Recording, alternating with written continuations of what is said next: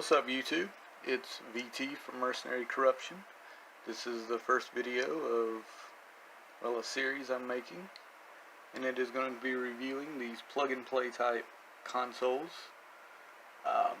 particularly the minis that's been coming out. Nintendo did it, PlayStation did it, and coming soon is going to be Sega, but one that I wasn't aware of until late was that the old home computer, the Commodore 64, had a mini, so I had to literally jump onto that. And I need to stop shaking my camera. Here's the packaging. I didn't get this new, it is used, but it'll be fine. I mean, it's got everything it needs with it.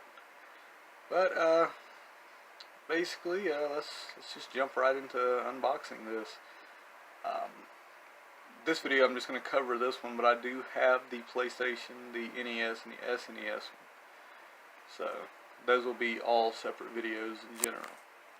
Alright, let's see what's inside the box. I'm going to jump over to the bed and then do it that way.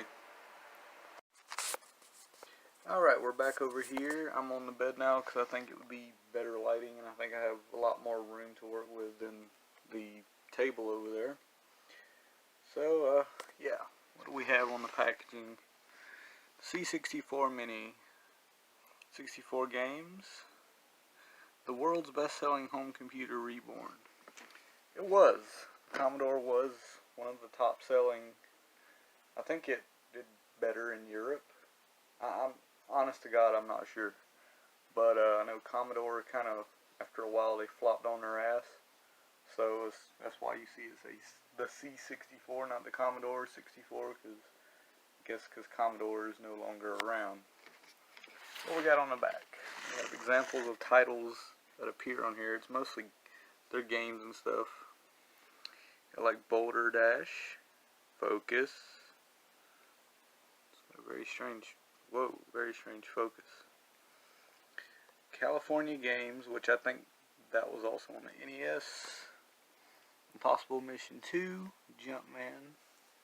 I know none of these games except maybe like one or two. Pit Stop, you know.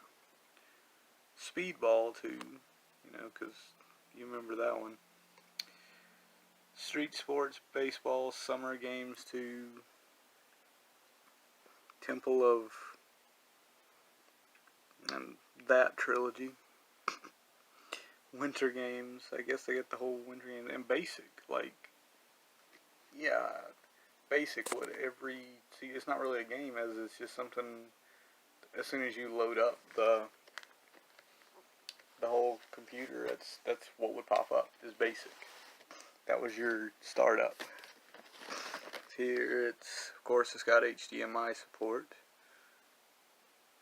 And 720, that's kind of weird. I think they could have done this in 1080, but it probably wouldn't have looked right. Save game function, and 2 focus.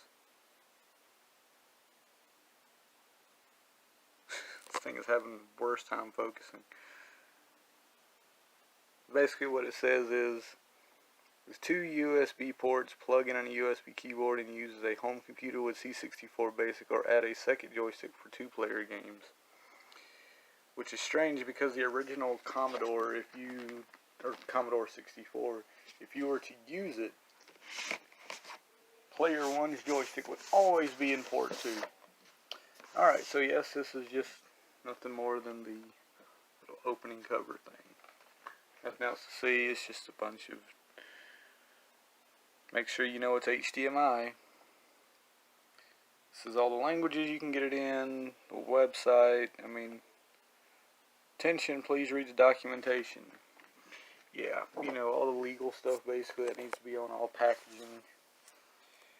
So yeah, here she is.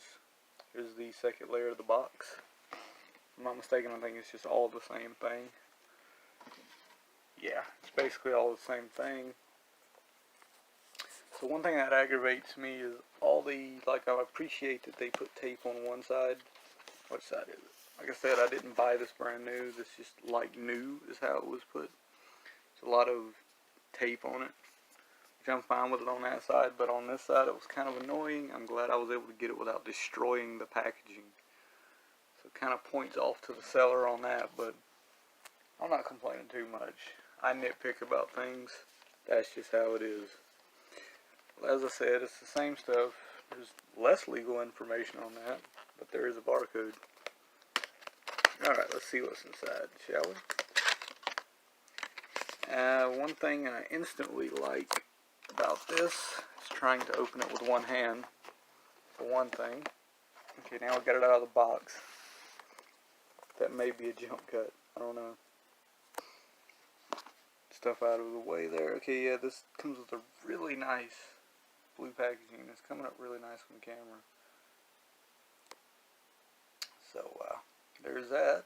There's nothing really else to it other than just the C64 Mini box.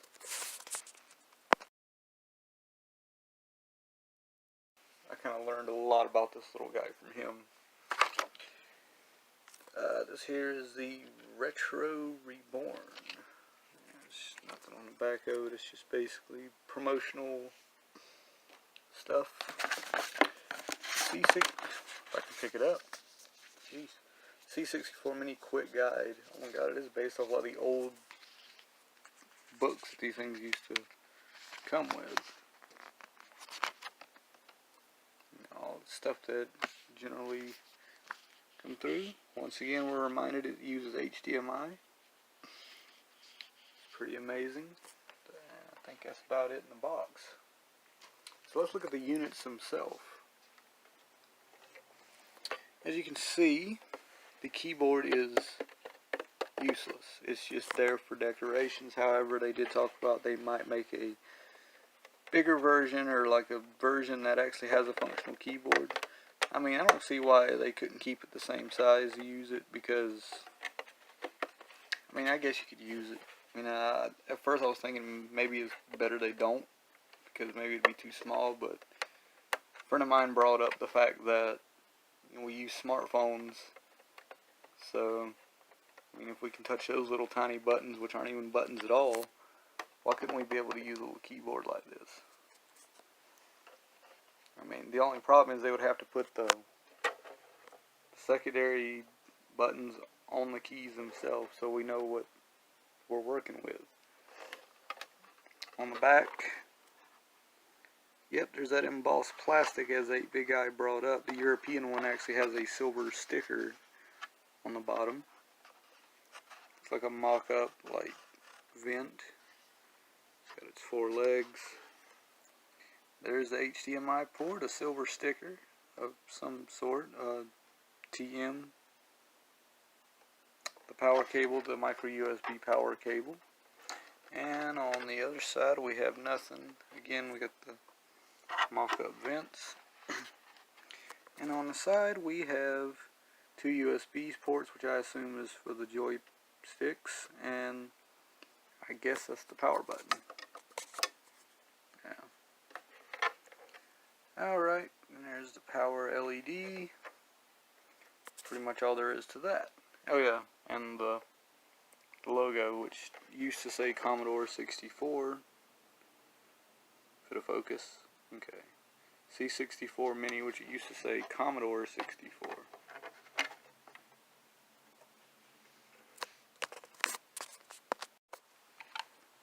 Okay, the controller itself, or the joystick, comes with like 6 additional buttons that the original one didn't have. And I guess that's used for like navigating the menu, the built-in keyboard in the game itself, or the unit itself. It's got the C64 logo, very nice buttons on it.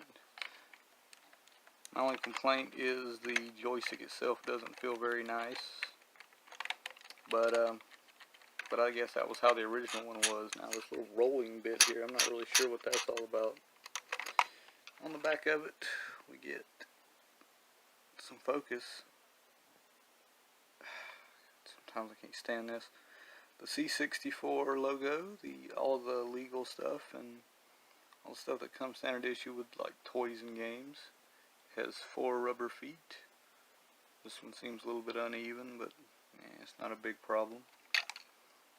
Got a nice plastic texture, just like most of the old home computer joysticks and joypads had. So how about we check out the unit hooked up, see what it's all about, see what we can do, see what all it can do.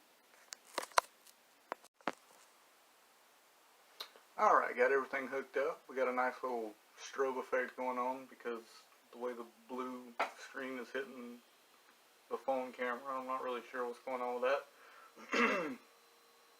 Alright, but everything's hooked up, ready to go. Now let's check it out. See what this guy is capable of. Right away we hear the little iconic theme that was made specifically for the C64 Mini. Now there's supposed to be 64 games or 64 programs, as it would actually technically be. Because there's games in I think there's like 1 or 2 programs on there. We got the little credits saying and all that. Hopefully we'll encounter that. But the one thing I'm excited about is right here is basic. And that's what would always pop up on, it's always going to be the startup thing for the Commodore. So I'm glad they incorporated that in here. One game I'll check out right here is Chip's Challenge.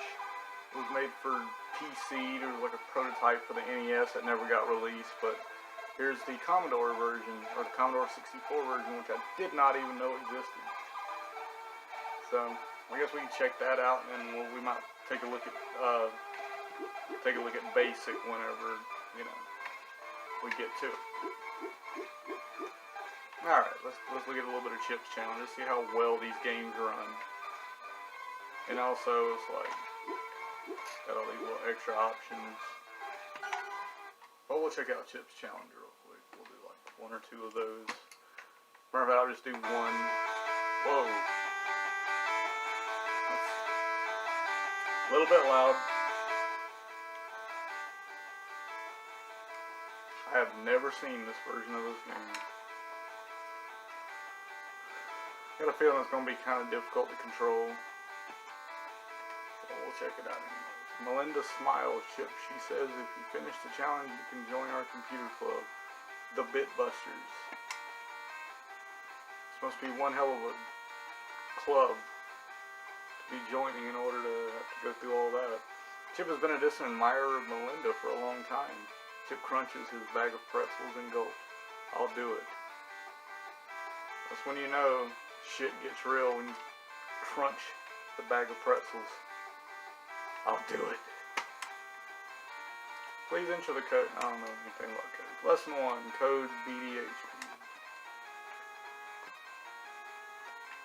So apparently, just like a lot of games that didn't have like the save batteries, because of course it's just a computer, like floppy disk or card or whatever. They didn't have save batteries. So they used a password system. I guess this was one of the ones that used the password system. I remember Chip's Challenge. Okay, let's go through these doors. I think the yellow ones you can automatically go through. The other ones you have to get the key that, well, no, that's not. Okay, so they're all color coordinated except for the green ones, maybe. Remember the other versions, it was, one had like, you could automatically go in, the other ones you instantly, you always had to get a key for it. So here's the yellow one, here's the green one. Take the chip out of that one. And I think with one key you could access all the colored ones like that. So yeah, gets all of it. Yeah. You guys get the point. And I think that, yeah, here's your little option menu. So you guys get the point. There's a lot of games on here. California Games, that's another one that made it to the NES. Casio. Casio? The game was made by Epic, so they did a lot of stuff for Commodore, but here's the basic.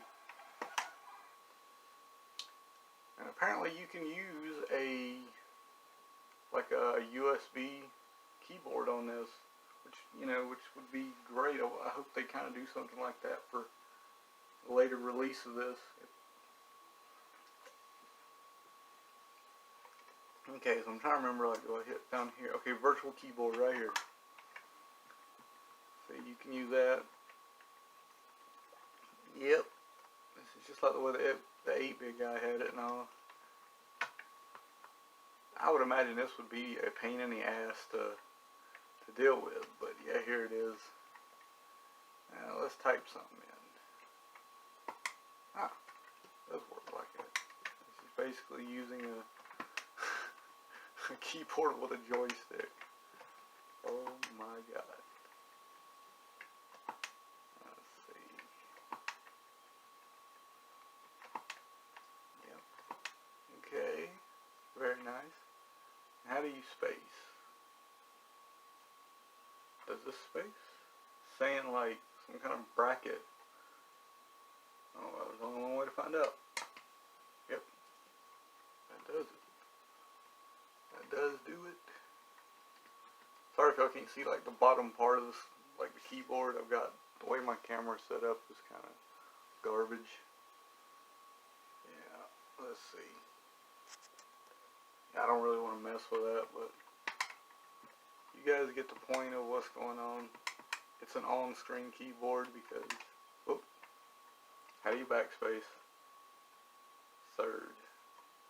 Okay. Yeah, but you guys get the idea here.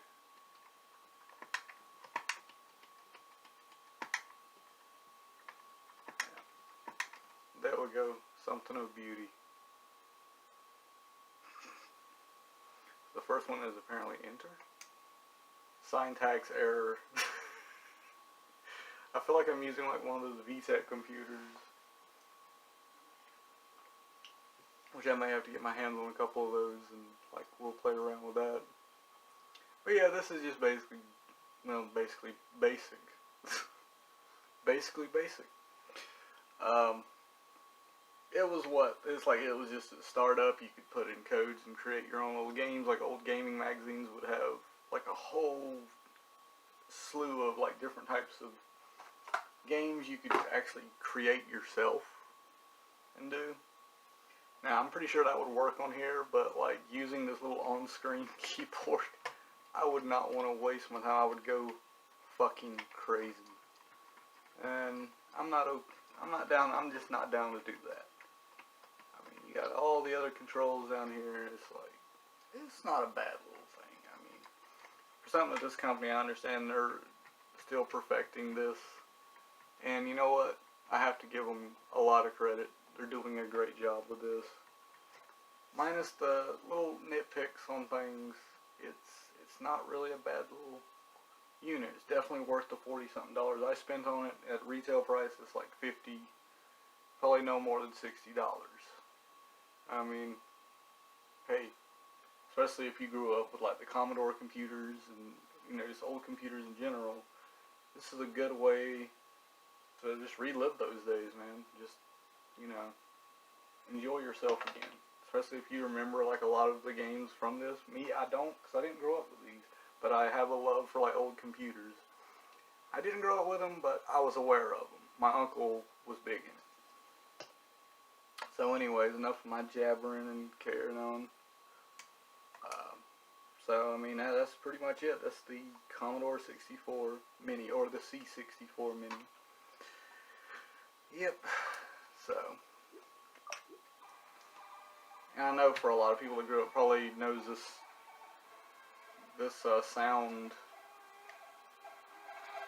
what do we call it, the sound font for the Commodore 64 as it's commonly used. I'm going to see if I can find that credits thing that I saw. Here, yep, the Hall of Fame right here.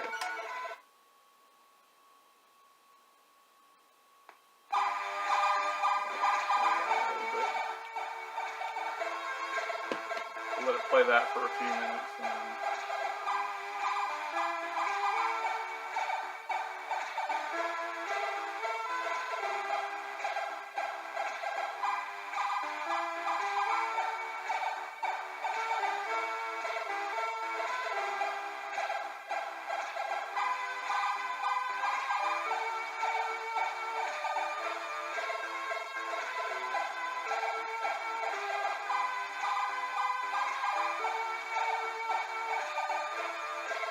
Yeah, so you guys get it.